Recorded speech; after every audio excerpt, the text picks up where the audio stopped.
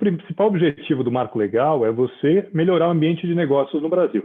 A gente sabe que o ambiente de negócios no Brasil não é fácil, e para uma startup mais ainda. A startup é uma empresa normalmente inovadora, com um modelo de negócios novo, um modelo de negócios que não foi testado, que vive num estado de permanente incerteza até por conta disso.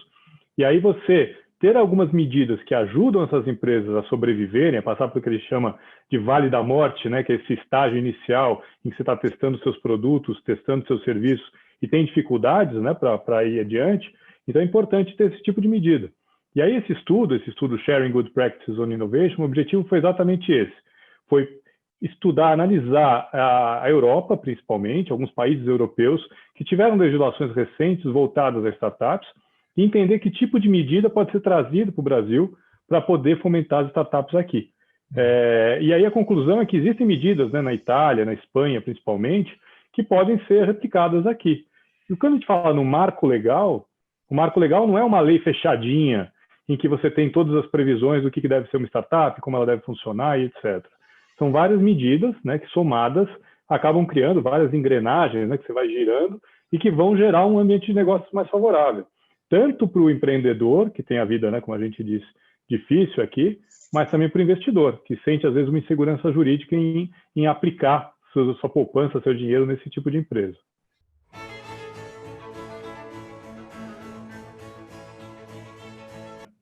Então, existe muita insegurança jurídica, sim, porque a startup é um negócio incerto, o investidor coloca o dinheiro na startup sem saber se ele vai funcionar, se a startup, de fato, vai multiplicar aquele investimento. A gente ouve falar nos unicórnios, mas esquece que para cada unicórnio tem milhares de startups que fracassam. Então, o investidor vai lá e aplica seu dinheiro, investe seu dinheiro em uma startup, corre o risco de perder o seu dinheiro, e no Brasil hoje existe o risco também de que, em caso de fracasso de uma startup, o patrimônio pessoal daquele investidor, que vira sócio, pode ser afetado também. Então, você imagina, né, que isso não é algo razoável. Eu, como investidor, estou arriscando duas vezes. Estou arriscando o dinheiro que eu investi na startup e estou arriscando que o meu patrimônio seja afetado se houver, aí, por exemplo, um caso de recuperação judicial daquela startup. Então, o projeto de lei, a gente fala aí em 2 projetos de lei, porque, de fato, existem 2 projetos de lei complementar hoje no Congresso, um que foi enviado pelo governo recentemente e um que já estava lá circulando no Congresso desde o ano passado. Os 2 projetos de lei prevêem que não haverá desconsideração da personalidade jurídica da empresa, né, nesse caso, e que os investidores em startups teriam o seu patrimônio protegido, ou seja, eles não responderiam pelas dívidas da startup. Isso é muito importante, né? A gente, ao conferir essa proteção adicional para o investidor, você acaba aumentando o apetite por investimentos nessa área. E com mais apetite por investimentos nessa área, você tem mais fluxo de dinheiro para esse ecossistema, portanto, os empreendedores também tendem a ser mais bem-sucedidos.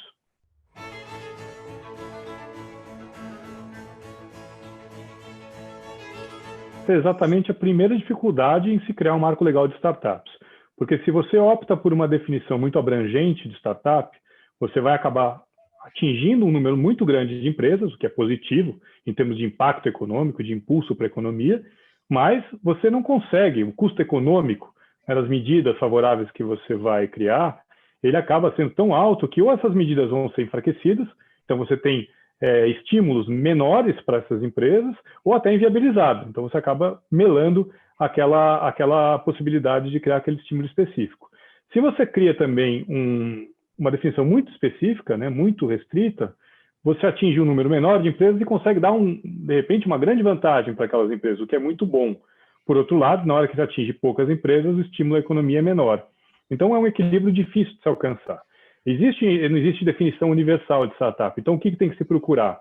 E essa foi a dificuldade, acho que, enfrentada na consulta pública que aconteceu no ano passado, para se tentar definir startup, não se chegou a um acordo, vamos dizer assim, do que seria a definição ideal. Você tem que procurar condições objetivas. Então, número de empregados, a formação desses empregados, se ela é inovadora ou não é, se ela tem um faturamento, até um determinado faturamento ou não, tempo de existência. E, nesse sentido, os 2 projetos de lei, eles partem primeiro do princípio de que tem que ser uma empresa inovadora. Isso os 2 projetos de lei estão de acordo. E segundo, o projeto de lei enviado pelo governo, ele estabelece 2 condições objetivas. A primeira é que não pode ser uma startup, uma empresa que tenha mais de 6 anos de existência, ou seja, mais de 6 anos registrado no CNPJ, e não pode ser uma startup, uma empresa que fature mais de 16 milhões de reais por ano. Então, você tem aí duas condições que, com isso, restringe um pouquinho esse grupo, né, de empresas. É questionável, porque, claro, você vai deixar de fora, de repente, uma empresa por um valor, ou por, de repente, até a questão da uma empresa que descobriu a sua vocação depois de 6 anos e meio, e ela descobriu a inovação e descobriu uma forma, né, de resolver um problema, e ela está fora dos incentivos, mas algum tipo de corte talvez tenha que se fazer para que não seja tão abrangente a ponto de o incentivo ser insignificante.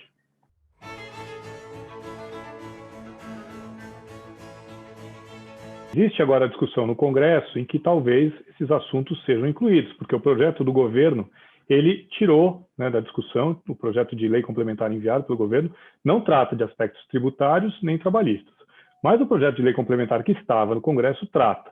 Então, o que a gente tem como base? Primeiro, alguns incentivos fiscais importantes, por exemplo, para o investidor, ele poderia abater do seu imposto de renda, deduzir do seu imposto de renda parte daquele valor que foi investido em startups, isso é um ponto importante.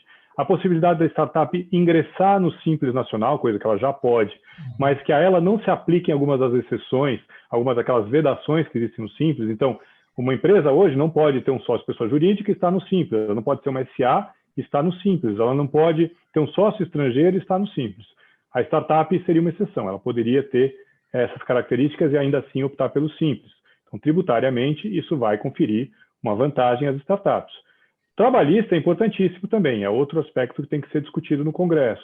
As stock options, né, aquelas opções de compra de ações, elas não estão previstas no projeto do governo, mas estavam previstas no projeto de lei que estava no Congresso. Stock option é essencial para uma startup, porque a startup precisa de uma mão de obra altamente qualificada, não tem dinheiro para contratar as pessoas, então a forma que ela encontra é dar essa opção de compra de ações para que a pessoa vire uma sócia no futuro. E aquele esforço todo, você colocou a questão da trabalhista mesmo, de que é uma relação de trabalho diferente.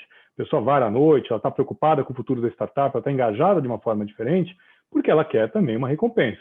Então, você dá uma solidez, dá uma segurança jurídica, né? Mais uma vez aqui, a questão da segurança jurídica, para que as empresas confiram stock options, é algo importante.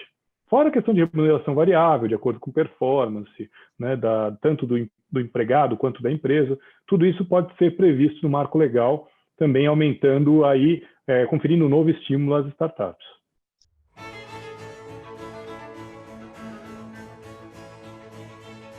Existem sim algumas medidas que ajudam isso do ganho de escala, né? É importante, é característica da startup que ela tem um produto escalável, um produto repetível, um produto que tem chances, né, de se reproduzir rapidamente, de crescer, ganhar corpo rapidamente, ganhar importância e gerar riqueza. Agora, é difícil uma startup no início de vida, como qualquer empresa nascente, conseguir ganhar essa escala. Ela precisa de compras, né, de compras que sejam significativas, contratos que sejam importantes para que esses produtos possam ser fabricados de uma forma mais econômica e, portanto, eles tenham, né, uma competitividade maior. E aí, nesse sentido, o projeto de lei enviado pelo governo tem uma disposição muito interessante, que é do teste das soluções inovadoras, que basicamente permite que o poder público contrate soluções inovadoras. Isso é feito, seja com dispensa de documentação completa, que é algo que pode impedir uma startup hoje de concorrer num edital, seja por meio de dispensar a startup de fornecer algumas garantias, seja por meio até de um pagamento antecipado de parte do contrato. Isso aí é muito importante, também está previsto no projeto.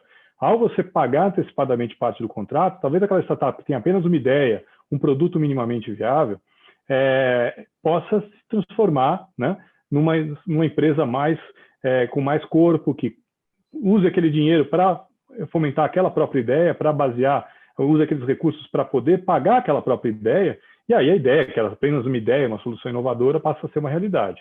Então, você percebe que isso é uma solução ganha-ganha. Ela é boa para o governo, que o governo começa a ter acesso a essas soluções inovadoras, coisa que hoje não tem, e é bom para as startups, porque elas têm essa injeção de capital, né, injeção de dinheiro no começo da vida delas, que permite, por meio desse grande comprador que é o governo, fazer com que as ideias, essas soluções inovadoras também ganhem vida.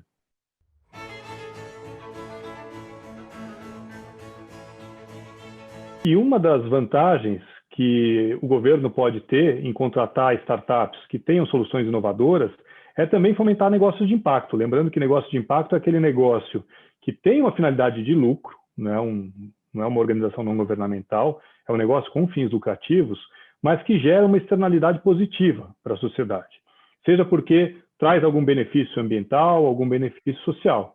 Esse tipo de negócio também sofre no início da sua vida, porque não tem recursos, né? É difícil de encontrar pessoas interessadas em contratar esse tipo de solução. Tem tudo a ver com o poder público, tem tudo a ver com questões públicas. Então, na hora que o governo permite que startups que tragam muitas vezes soluções inovadoras voltadas à área socioambiental tenham essa sobrevida graças a compras governamentais, isso mostra que, né, pode existir uma preocupação também em alocar parte dessa função pública para essas startups. Reforça a chance de que o próprio governo cumpra, né, atenda às suas funções.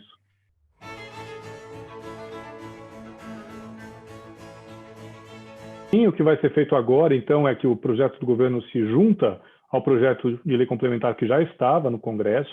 O Congresso vai discutir isso, certamente outras ideias surgirão. Existe já um processo também de colher novas ideias, de aperfeiçoar as ideias existentes, e é muito importante que agora saia um projeto redondo disso tudo, né? No sentido de não, por questão de vontade política, abrir mão de alguns pontos que podem ser muito importantes para o ecossistema das startups. A gente sabe que o Brasil é um país com poucos recursos, existem medidas que podem ser tomadas talvez com menos dinheiro e são importantes para o ecossistema. A gente falou de algumas delas, tributárias, algumas delas relacionadas ao direito trabalhista. Existem questões societárias importantes que estão nos dois projetos e que devem, eu acho, ser aprovadas. Por exemplo, a criação de uma sociedade anônima simplificada, ou ao menos de uma sociedade anônima que tenha menos custos, falando aí em publicações, falando em livros, né, que podem ser eletrônicos. Isso também permite maior investimento, porque o investidor se interessa pela sociedade anônima, vai também colocar mais capital nas startups graças a isso. Então, é importante, sim, que exista esse foco agora, que essa discussão não se perca. O momento é agora, a gente tem que levar em conta que a gente vive um momento de crise econômica gerada pela pandemia. As startups têm um alto poder de crescimento, geração de renda, geração de empregos. Então, apostar nesse setor hoje é algo que pode trazer grandes benefícios para o país. Está na mão do Congresso agora fazer a coisa certa e aprovar da melhor forma possível esse projeto.